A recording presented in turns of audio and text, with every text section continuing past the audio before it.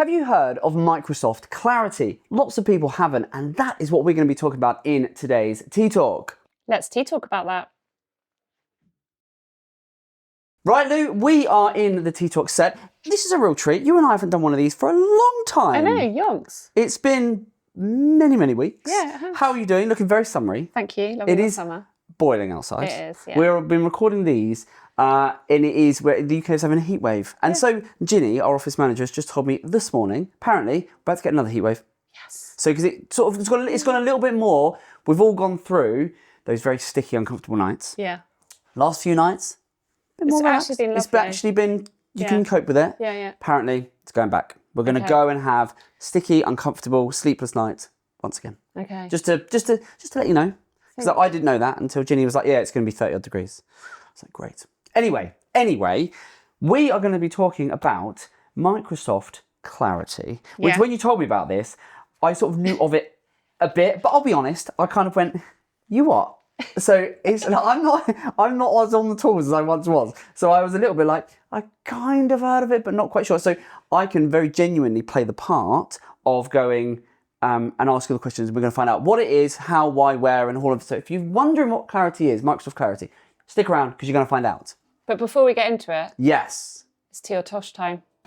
That's right, it's time to separate the real from the rough. Each episode we tackle a bold marketing claim and figure out what's real and what's just plain wrong. And the best part, you get to play along at home. So, is it tea or tosh?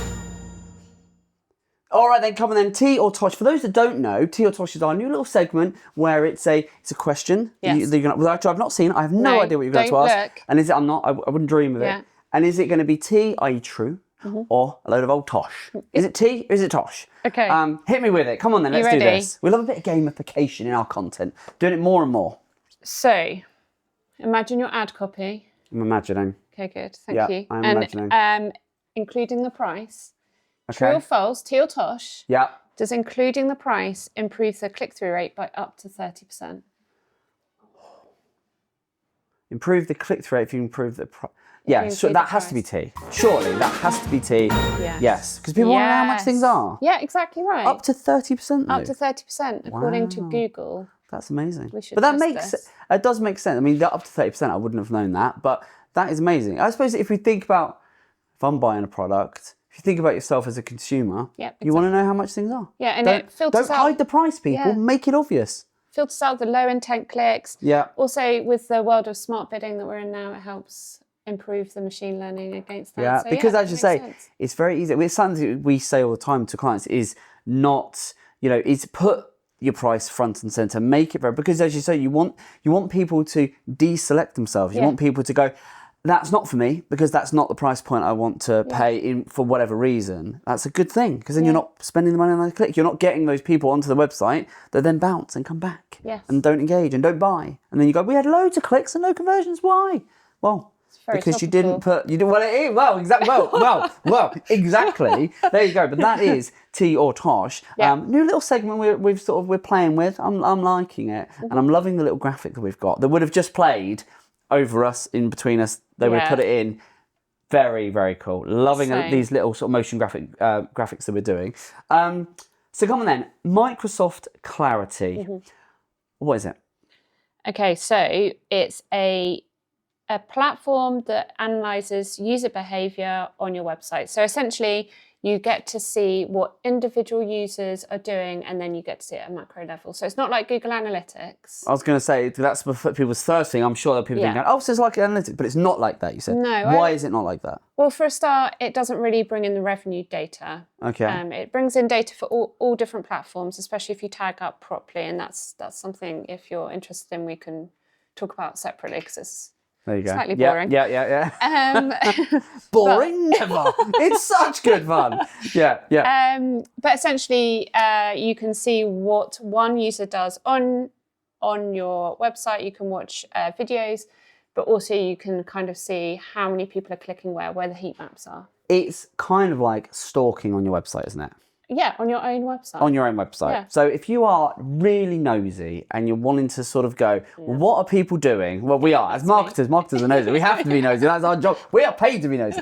But if you're wanting to, for the people watching this going, well, Microsoft, I've never heard of it. It is a free tool. Absolutely free. Love a free tool. Yeah. So it's a free tool, but one where you can essentially see exactly what people are doing on your website. Yeah. So you can see where they're clicking, where they're hovering, which pages they're going to, all of that stuff. So it's all of that. Yeah, That's what you can do. Yeah, one of my favourite bits is called rage clicks.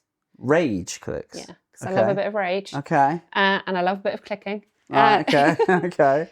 So you can kind of see where the dead clicks are, but at speed. So if anyone's like clicking on a certain bit loads of times, like why can't I get through? And then you can understand, is it because it's broken? Is it because they're expecting something to be there? So genuine, as a little segue, because you showed, we were talking this, you were showing me the website. So on our team page, where you were like, there's loads of clicks on our faces, because we've got a team page on our website which got all the team, and at the minute they're not clickable, and there were loads of clicks. So was there a bit of rage click in there? We have 0 rage clicks, you'll be happy to know. But those would be dead clicks. Oh, well, still not much. So not great. But we're not making people angry through clicking. Right, we'll be cutting that bit out. Yeah. We've got to look professional, Lou. Come on, we've got to look professional. Like, we don't make mistakes. We have no dead links, of course. But no, fine, not dead links. Very different. Not dead links, but dead clicks. Yeah, Sorry, yeah. We of course. Well, regardless, we're perfect. We are absolutely perfect. Yeah. And never make a mistake. So, No. Sorry about that. But so fine. Okay, another that makes element sense. that's really interesting is so one thing I think people find frustrating about Google Analytics now is that you kind of lose perspective, just made up a word, perspective of what the user journey is on the website. Okay. As much as we used to have it. Yeah, so the funnel, it isn't as intuitive. Yeah, exactly. The good old days. And you can do that in Clarity, and it's really interesting to see the themes of what people are looking at and then where they're going. And one of my favourite other things, other than rage clicks, is the AI overview for Clarity. So you can say, okay, I want to know on all these pages what are people looking at, where they're going to next. Okay. So give me a little synopsis. Yes, exactly right. And it does, what's this feature that you showed me? And I was like, really? It does this? And you were like, yeah, it's built in. It's amazing. What is it? It's like... It does the summary in slang. So it just gives you a very... Yeah, top like NPC, sort of, player energy, low vibes. Yeah, I read it and was like, yeah, I'm too old to be talking about that. But no, it gives it does give you a lovely summary, doesn't it? Yes, it does. This is good, this is bad. Have you thought about this? This is what you should change. All of that. Before we go any further, if you're enjoying today's Tea Talk, you'll love our Grow with Evergreen podcast. Specifically created for home, garden, and lifestyle brands, it's a podcast dedicated to discussing paid media and marketing. Every episode, we're joined by a brand that wants to grow online. We delve into their business, dissect what they're doing, and define a digital growth strategy they can take and deploy into their business. And best of all, you get to listen or watch along, then take those learnings into your own business. Make sure you check it out on YouTube, Spotify, and Apple Podcasts. But for now, let's get back to today's Tea Talk. So there'll be people watching this and listening in because this is the Tea Talk's now on Spotify, Apple. Did you know that? Yeah, you did know that. I think, I'm hoping. But you can, this will be like, so there are other tools which do this, which you can pay for, like all the ones we were talking about. Hotjar. Hotjar is one that, for those in marketing world, those that run, they might have used. Is there any others? I'm trying to think of their names. I can't think of them. There's A/B Tasty, which I think is really good, but that's probably more if you're doing A/B testing. Yeah, but there's lots of these kind of tools where you can can pay for them, and then you can put them on your website. And these were standalone tools that then would show you this is where people are clicking, this is how they're engaging with your website. So everything beyond the click, once they're on your website, this is what they're doing, which is great insight to be able to know how to better improve a website. Well, actually, if we had no idea that loads of people were clicking here or going there or, falling off the website or leaving the website at this point. So it addresses those pain points. But this is a free tool from Microsoft that allows you to do exactly that. Yeah. And you're loving it, aren't you? We use it for all of our clients. Yes. So we've got Rage. What other sort of benefits are there? If I'm watching this Tea Talks, if I'm someone there that's running a business that's thinking, well, that sounds good, never heard of that, why? Give them some reasons for why they should use it. What other benefits are there? So I think one of the top reasons is a lot of conversations we have with clients is, well, why didn't they convert? Sure. Why didn't they go and look at the price page, for example, if it's a service and you've set out your prices? Why aren't they completing the contact form? And honestly, those 3 questions, we could perhaps get an idea of the answer. Sure. And I think for me, that is a big reason why we would do it. in terms of like website development, I think it's super handy for clients, especially if you don't have a lot of time to think about it yourself. Sure. Because it does give you that overview and it does give you the ideas of what people are doing. That's actually a really good point, because a lot of the time, and there'll be a lot of you that are guilty of this, is you get the tools, you put them all, you take the time, you get them all installed, and then you get all this data, but then you kind of go, well, I haven't got the time to analyse that data and figure out what, like, okay, it's telling me all this lovely stuff, but what on earth do I do with that? What actionable things can, whereas the synopsis, with or without the slang, can give you that sort of like, change this. It gives you very actionable stuff to do, doesn't it? Yeah. And we're not affiliated with Microsoft in any way, so we're just, this is coming from a place of we genuinely use this. You was telling me about some, you know, a number of clients that you've used it with them and they've been like, this is so useful. We had no idea this was the, you know, and all of that stuff post the click. So once they're on the website, you've paid for the click from search or social or wherever. You've got that potential customer website. If you knew what they were doing, you might be able to address those bottlenecks and those pain points, and then, you know, increase your conversion rate, get more sales, get more leads through the door. Right. Lovely. Who doesn't want to do that? Lovely. So what are some of the drawbacks then?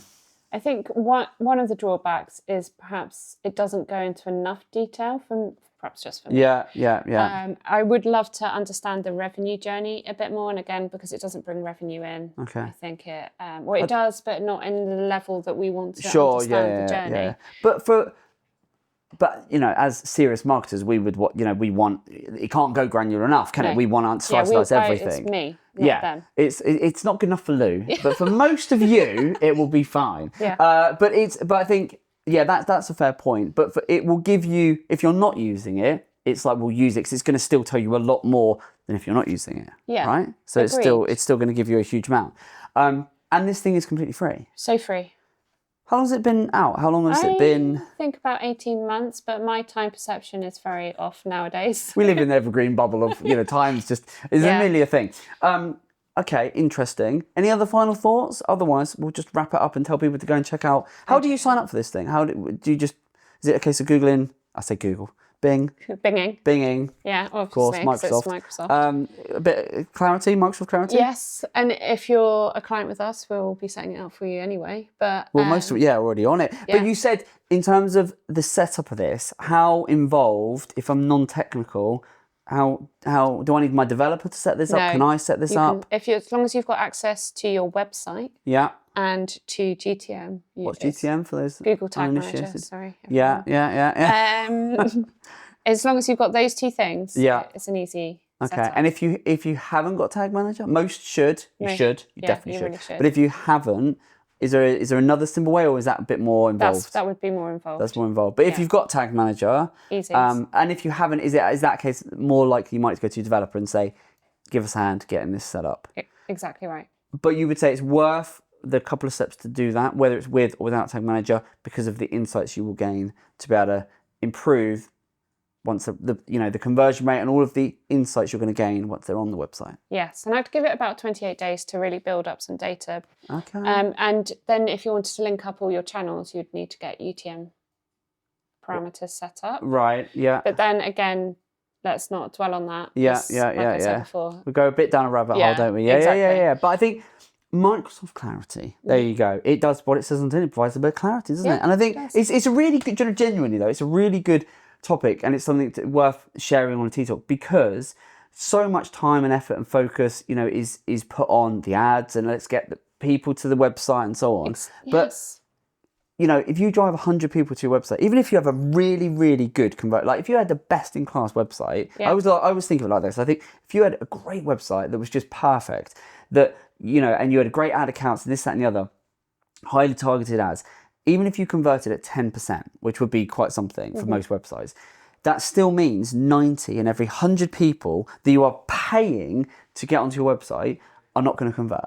So if you could better understand where they're clicking, what they're doing, the user experience they are having, you can't not improve your website and your business, maybe your products, your offering, your messaging, by gaining that sort of insight, can you? To my mind, that's the way I just think of it, is you can't not improve it, because you're going to gain. And if you don't do that, then you're just purely reliant on what the data says in terms of the click, and then once they've clicked, we'll just hope that they convert. Yes. We don't like hoping. We like to take a more methodical approach to it. Well, there you go. Thanks for that. You're Super welcome. useful. Loved it. Right. If you also have loved this Tea Talk, then make sure you subscribe. What are you waiting for? Subscribe, follow, comment, like, do all of that stuff. Phone us, email us. Yeah, send a carrier pigeon. I don't mind. You know, whatever works. But get in touch and yeah, let us know what you think about it. And if you are using Clarity, then well done you, because I think you're probably in the minority. And if you're not, and if you're going to, yeah, let us know in the comments. We'd love to know. And if you would like Lou to delve a little bit deeper into this or other topics, or share more of her pearls of wisdom, let us know, and we'll bring her back. We'll drag her away from her desk. She doesn't mind. She's generally very busy, but I sort of try to coax her. I say, Lou, come to the Tea Talk. So I lure her over here, and she comes to share these pearls of wisdom. So there you go. Thank you, Lou. Thank you for watching. And we'll see you on the next one. All the best. Take care.